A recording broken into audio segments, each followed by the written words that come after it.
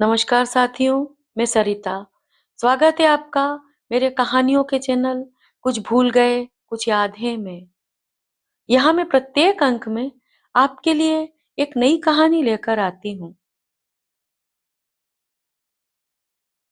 यदि घटित होने वाली प्रत्येक घटना को एक नाम दिया जा सकता, तो कहानियों की कोई आवश्यकता नहीं होती। आज आप सुनेंगे सुभद्रा कुमारी चौहान की एक लोकप्रिय कहानी, पवित्र ईर्ष्या। आइए सुनते हैं। विमला अपने बगीचे में माली के साथ तरह तरह के फूल और पत्तियों को पहचान रही। आज राखी का त्योहार था, 12 महीने का दिन। सभी बच्चे अपने अपने घरों में खेलकूद रहे थे। अचानक उसकी दृष्टि सड़क पर हरी हरी साड़ियों से सजी हुई कुछ स्त्रियों और बालिकाओं पर पड़ी, जिनके हाथों में चांदी के समान चमकती हुई थालियों में फूल माला, फल फूल और नारियल के साथ रंग बिरंगी राखियां चमचमा रही थीं। उसी समुदाय में विमला की सखी चुन्नी भी थी। चुन्नी को देखकर विमला चुप न रह सकी। कौतूहलवश वह पुकार उठी, इतनी सज धज के कहाँ जा रही हो चुन्नी? यह थाली में क्या लिए हो चमकता हुआ? इन्नो, अभी हम लोग भगवान जी की पूजा करके उन्हें राखी बांधेंगी, फिर घर आकर अपने अपने भाइयों को बांधेंगे। यह कहकर चुन्नी चली गई। विमला अपने हृदय में राखी बांधने की प्रबल उत्कंठा लिए हुए बड़े उत्साह से मां के पास आई। उसकी मां कमला बैठी कुछ पकवान बना रही थी। वह मां के गले में दोनों बाहें डालकर पीठ पर झूलकर बोली, मैं भी राखी बांधूंगी मां। तू किसे राखी बांधेगी बेटी? मां ने किंचित उदासी से पूछा। तुम जिसे कह दोगी मां, विमला ने सरल भाव से कह दिया। किंतु मां की आंखों के आंसू रुक न सके। कुछ क्षणों में अपने को कुछ स्वस्थ पाकर कमला ने कहा, तेरी किस्मत में राखी बांधना लिखा ही होता तो क्या 4 भाइयों में से एक भी ना रहता? राखी का नाम लेकर जला मत बेटी, चुप रह। मां के आंसुओं से विमला सहम सी गई। हाँ, वह इतना ही समझी कि राखी के नाम से मां को दुख होता है, इसलिए राखी का नाम अब मां के सामने नहीं लेना चाहिए। पर राखी बांधने की अपनी उत्कंठा को वह दबा न सकी। किसे राखी बांधे और कैसे बांधे? इसी उधेड़बुन में वह फिर बगीचे की ओर चली गई। इसी समय रोली का टीका लगाए हुए, फूलों की माला पहने और हाथ में चमकती हुई राखियां बांधे उसके पास अखिलेश आया। उसने तुरंत अखिलेश की तरफ देखा और अखिलेश ने सगर्व दृष्टि से अपने हाथों को देखा, जिन पर राखियां चमक रही थीं। अखिलेश के पास खड़ी होकर हाथ से मिट्टी झाड़ती हुई बोली, तुम्हें किसने राखी बांधी है अखिल? चुन्नी ने बांधी है और मैंने उसे 1 रुपया दिया है, समझी? अखिलेश ने कहा।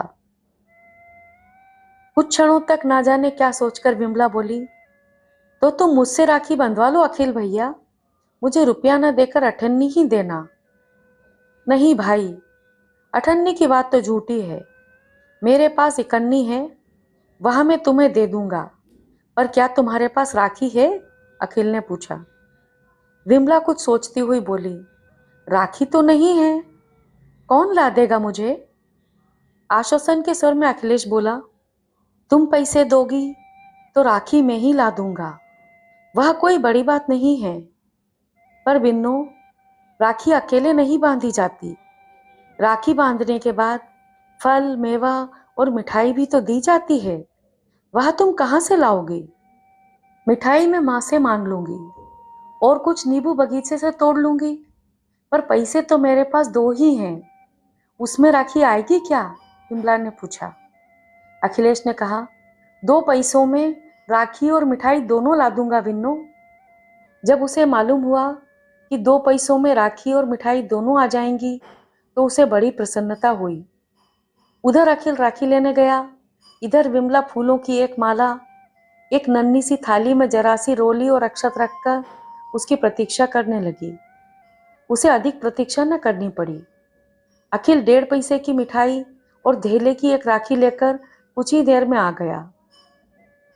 माली के घर से जरा सा मीठा तेल मांगकर एक मिट्टी का दिया जलाया गया और वहीं गोधूली की पवित्र बेला में एक अबोध बालिका ने एक बालक को 2 पैसों से सदा के लिए भाई के रूप में बांध लिया।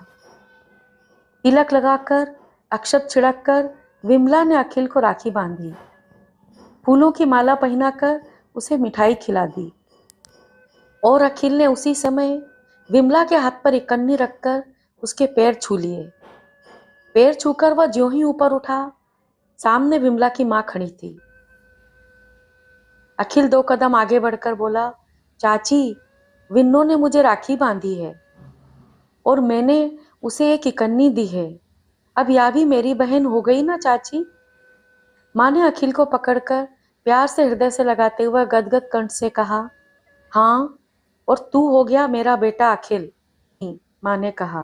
इस खिलवाड़ को हुए प्रायः 8 साल बीत गए। विमला अब 17 साल की युवती थी। विमला और अखिलेश दोनों सगे भाई बहन से किसी बात में कम न थे। अब भी हर साल विमला बड़ी धूमधाम से अखिलेश को राखी बांधा करती थी। चुन्नी सगी बहन होकर भी अखिलेश के हृदय में वह स्थान न बना सकी थी जो विमला ने अपने सरल और नम्र स्वभाव के कारण बना लिया था। बीए की परीक्षा में यूनिवर्सिटी भर में फर्स्ट आ जाने के कारण अखिलेश को विदेश जाकर विशेष अध्ययन के लिए सरकारी छात्रवृत्ति मिली और उसे 2 साल के लिए विदेश जाना पड़ा। विदेश जाने के 1.5 साल बाद ही अखिलेश को लाल लिफाफे में विमला के विवाह का निमंत्रण मिला। विमला के विवाह का समाचार से वह प्रसन्न तो हुआ, परंतु वह विवाह में सम्मिलित न हो सकेगा, इससे उसे कुछ दुख भी हुआ। विमला अपने माता पिता की अंतिम संतान थी। उससे बड़े उसके 4 भाई और 2 बहनें 2-2, 3-3 साल के होकर नहीं रही थी। तात्पर्य यह कि वह माता पिता दोनों की ही बहुत दुलारी थी। उनके मकान के कुछ ही दूर पर गंगा अपनी निर्मल धारा में तेजी से बहा करती थी। विमला भी अपनी माँ के साथ रोज गंगा नहाने जाती थी। एक दिन प्रातःकाल दोनों माँ बेटी नहाने गई थी। अचानक विमला का पैर फिसला और वह बह चली। माँ पुत्री को बचाने के लिए आगे बढ़ी, किंतु बचाना तो दूर, वह स्वयं भी बहने लगी। घाट पर के किसी व्यक्ति की नजर उन पर नहीं पड़ी, इसीलिए दोनों माँ बेटी बहती हुई पुल के नजदीक पहुंच गए। पुल के ऊपर से कुछ कॉलेज के विद्यार्थी घूमने निकले थे। एक की नजर इन असहाय स्त्रियों पर पड़ी, वह फौरन कूद पड़ा। बहुत अच्छा तैराक होने के कारण अपने ही बाहुबल पर वह दोनों माँ बेटी को बाहर निकाल लाया। कुछ देर में माँ तो होश में आ गई, पर विमला स्वस्थ न हुई। इसी बीच अनंतराम जी के पास भी खबर पहुंची। वे भी दौड़ते हुए आए। मोटर पर कमला और विमला को बैठाकर वे घर लाए। वे अपने उपकारी उस विद्यार्थी को भी ना भूले जिसने उनकी स्त्री और कन्या को डूबने से बचाया था। अनंतराम जी के आग्रह से विनोद को भी उनके घर तक आना पड़ा। विमला कई दिनों तक बीमार रही। विनोद प्रायः रोज उसे देखने आता रहा। इस बीच में अनंतराम ने विनोद का सब हाल मालूम कर लिया और उन्होंने विनोद को सब प्रकार से विमला का योग्य समझा। विनोद बसंतपुर का निवासी था और यहाँ कॉलेज में एमए फाइनल में इसी साल बैठने वाला था। परिवार में पिता को छोड़कर और कोई न था।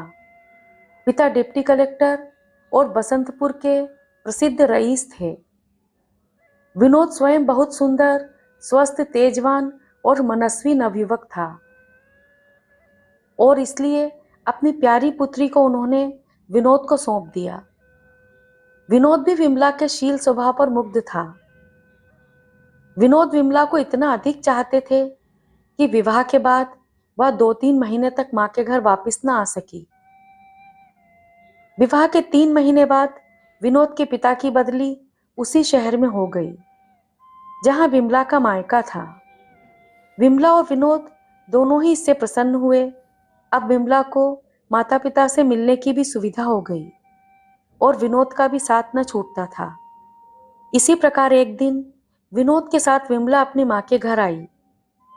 विमला तो अंदर चली गई। विनोद वही हाल में आई चिट्ठियों को देखने लगे। एक पत्र विदेश से आया था। लिखावट उसके मित्र और सहपाठी अखिलेश की थी। पत्र था विमला के लिए।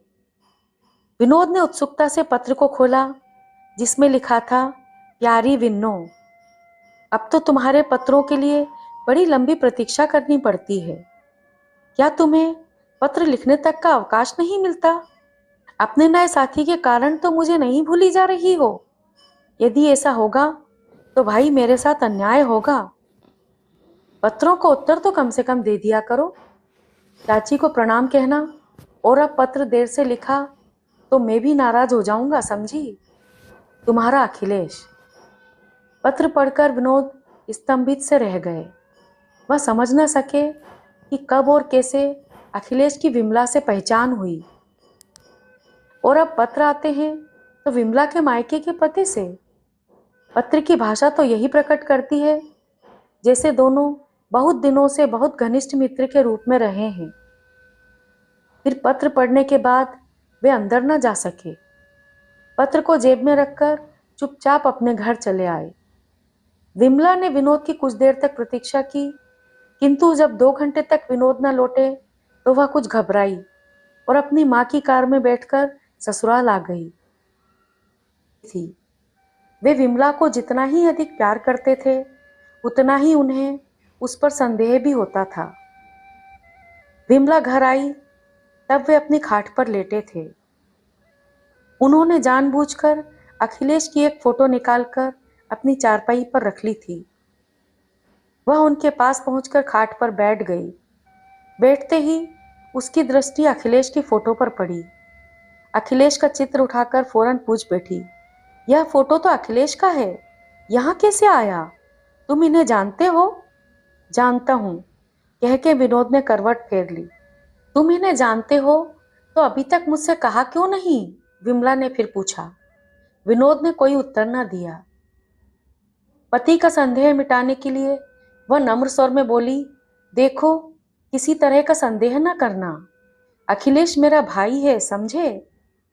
सब समझ लिया, विनोद ने रुखाई से उत्तर दिया।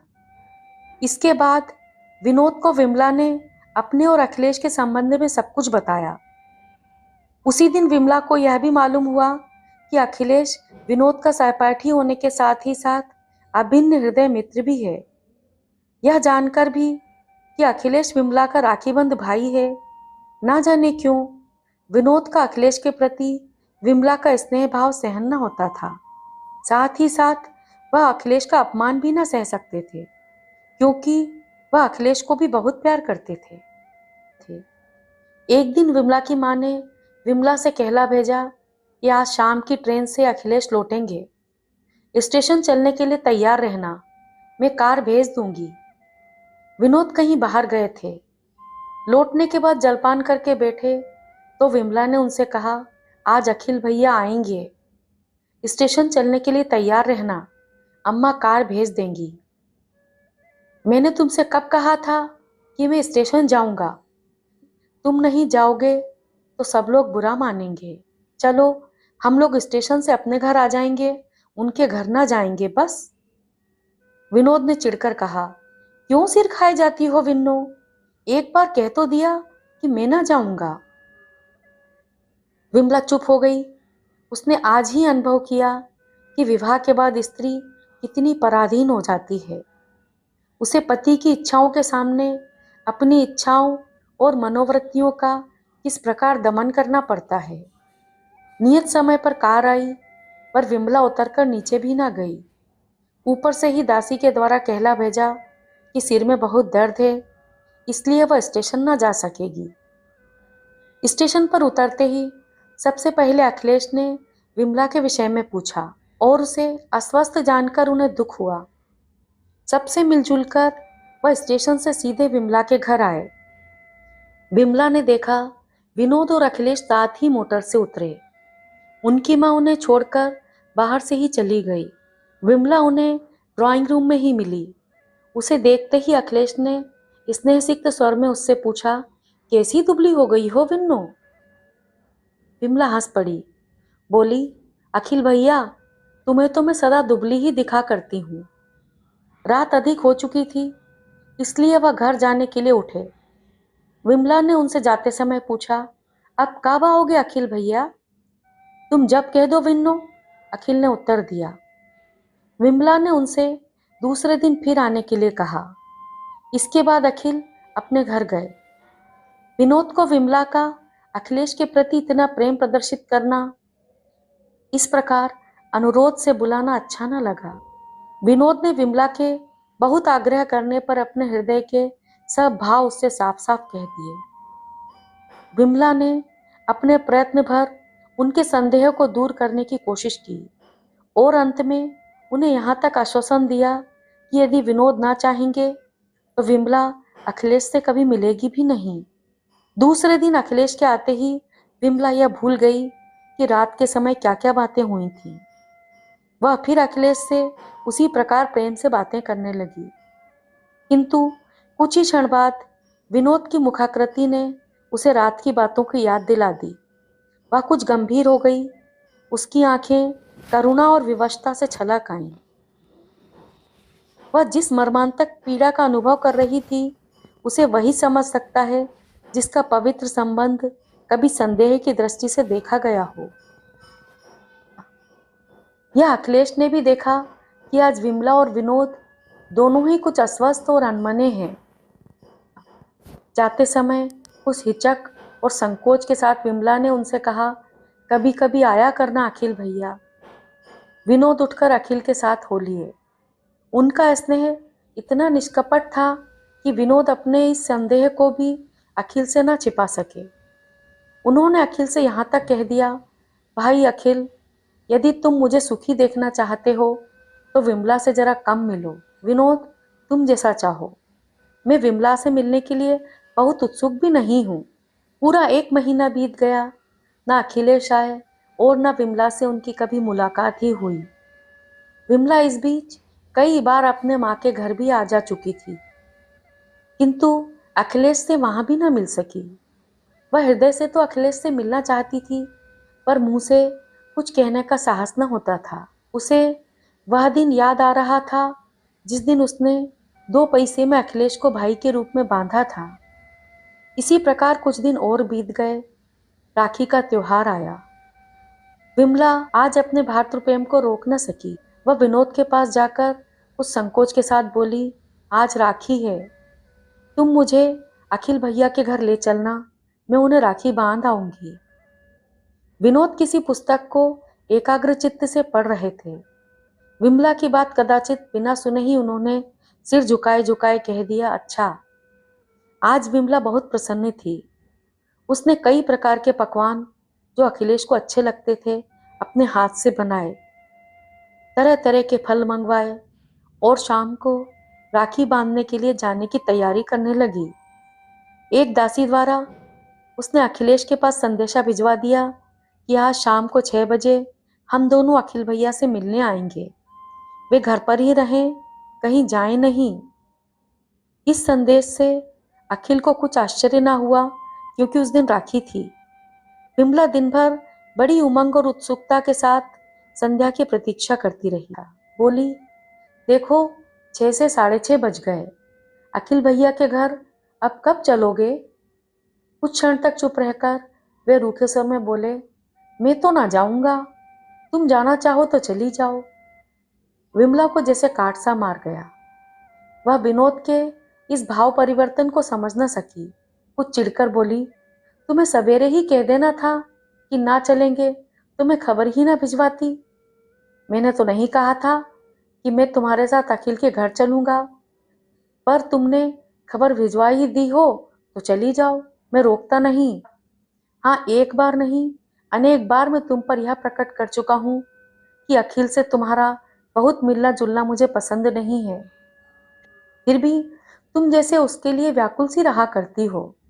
यदि तुम्हें मेरी मानसिक वेदनाओं को कुछ ख्याल नहीं है तो जाओ, पर मुझे क्यों अपने साथ घसीटना चाहती हो? विमला सिहर उठी। कुछ देर अपने को संभाल कर बोली, अखिल भैया से ही क्या, तुम ना चाहोगे तो मैं अम्मा और बाबूजी से भी ना मिलूंगी। विनोद ने विमला की बात का कुछ भी उत्तर नहीं दिया और बाहर चले गए। बाहर दरवाजे पर ही उनके मित्र की बहन अंतो मिली, उन्हें राखी बांधने आई थी। विनोद इस समय किसी अतिथि के स्वागत के लिए तैयार न थे, विशेषकर यदि अतिथि स्त्री हो तब। अभी अभी वह विमला को अखिल से न मिलने के लिए तेज बातें कह चुके थे।